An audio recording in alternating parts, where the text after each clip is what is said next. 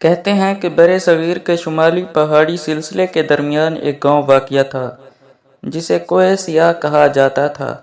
یہ گاؤں اونچے درختوں، پتھریلے راستوں اور دھند سے ڈھکے پہاڑوں کے درمیان چھپا ہوا تھا۔ وہاں کا ہر مکان عجیب خاموشی میں لپٹا نظر آتا۔ کوئی اجنبی اگر اس گاؤں میں قدم رکھتا تو اسے ایسا محسوس ہوتا جیسے وقت تھم گیا ہو۔ یہ گاؤں صدیوں سے آباد تھا، مگر اس کی اصل پہچان نہ اس کے لوگ تھے، نہ زمین، نہ فصلیں، بلکہ ایک پراسرار لعنت تھی جو نسل در نسل وہاں کے باشندوں کے سروں پر سایہ فگن تھی۔ روایت ہے کہ صدیوں قبل اس گاؤں میں ایک بزرگ عامل بابا ذوالفقار رہا کرتے تھے۔ ان کے علم و عمل کی شہرت دور دور تک تھی۔ بادشاہوں تک ان کی بات پہنچتی تھی، مگر عالم کے ساتھ ساتھ انہیں غرور نے بھی آ لیا تھا۔ وہ ایک دن اس غرور میں اتنے آگے بڑھ گئے کہ موت کو شکست دینے کا دعویٰ کر بیٹھے۔ انہوں نے پہاڑوں کی چوٹی پر ایک محراب کھودی اور وہاں کالے علم کے چلے کشی شروع کی۔ 40 دن اور رات وہ نہ کھائے نہ پیے، صرف آسیبوں، جنات اور بھوتنیوں کو قابو کرنے کے جنون میں مگن رہا۔ 40ویں رات ایک قیامت ٹوٹ پڑی۔ آسمان پر سیاہ بادل چھا گئے، زمین تھر تھرا اٹھی اور پہاڑ سے ایک ایسی آواز سنائی دی جسے سن کر انسان تو کیا درختوں کے پتے بھی لرز گئے۔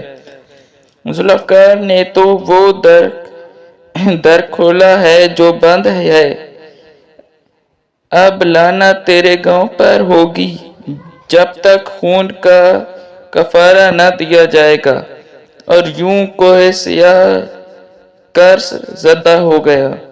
اس کے بعد ہر چاندنی رات گاؤں کے کسی نہ کسی گھر میں ایک عجیب سایہ نمودار ہوتا، کبھی عورت کی شکل میں، کبھی بچے کی، کبھی پرندے کی، مگر اس کی آنکھیں ہمیشہ سرخ ہوتی تھیں جیسے انگارے۔ لوگوں کے مویشی غائب ہونے لگے، بچے نیم رات کو اٹھ کر جنگل کی طرف دوڑنے لگے اور کئی تو کبھی لوٹے ہی نہیں۔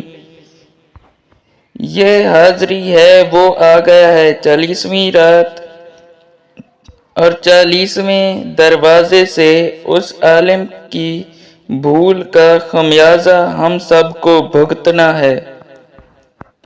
ایک نوجوان جس کا نام فراز تھا، شہر سے تعلیم حاصل کر کے واپس آیا اور سائنسی سوچ رکھتا تھا اور ان کہانیوں کو وہم سمجھتا تھا، مگر جب اس کی اپنی چھوٹی بہن ماہ-نور چاندنی رات میں غائب ہو گئی اور 3 دن بعد خون آلودہ کپڑوں میں جنگل سے ملی تو فراز کے ہوش اڑ گئے۔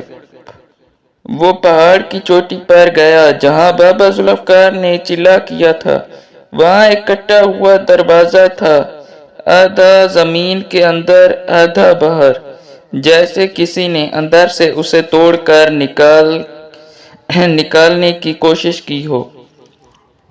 فراز نے اس دروازے کو بند کرنے کی قسم کھائی۔ انتقام کی رات۔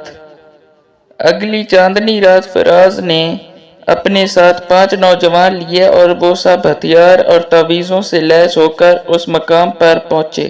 وہاں انہوں نے سورہ جن اور سورۃ یاسین کی تلاوت کی، مگر جوں ہی رات کے 12 بجے زمین کانپنے لگی اور یہ سایہ انسانی قامت سے 2 گنا درختوں کے پیچھے سے برآمد ہوا۔ وہ سایہ بابا ذوالفقار کی شکل میں تھا، مگر آنکھوں میں آگ، چہرے پر کالک اور ہاتھوں پر خون۔ ایک ایک کر کے نوجوان گرتے گئے، آخر میں صرف فراز بچا۔ اس نے اپنے ہاتھ کاٹ کر خون دروازے پر بہایا اور چیخ کر کہا، اے بابا، تیرا غرور تیری قبر بن گیا، اب اس گاؤں کو آزاد کر۔ زمین پھٹی، سایہ چیخ مار کر جلنے لگا اور دروازہ خود بخود بند ہو گیا۔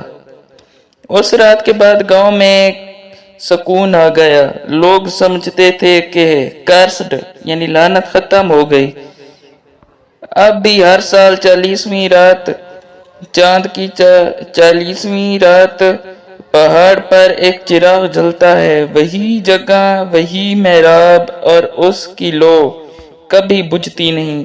کہتے ہیں بابا ذوالفقار کا سایہ اب بھی پہاڑ کے اندر قید ہے، اور وہ انتظار میں ہے اگلے علم کے متلاشی کا جو اس دروازے کو پھر کھولے۔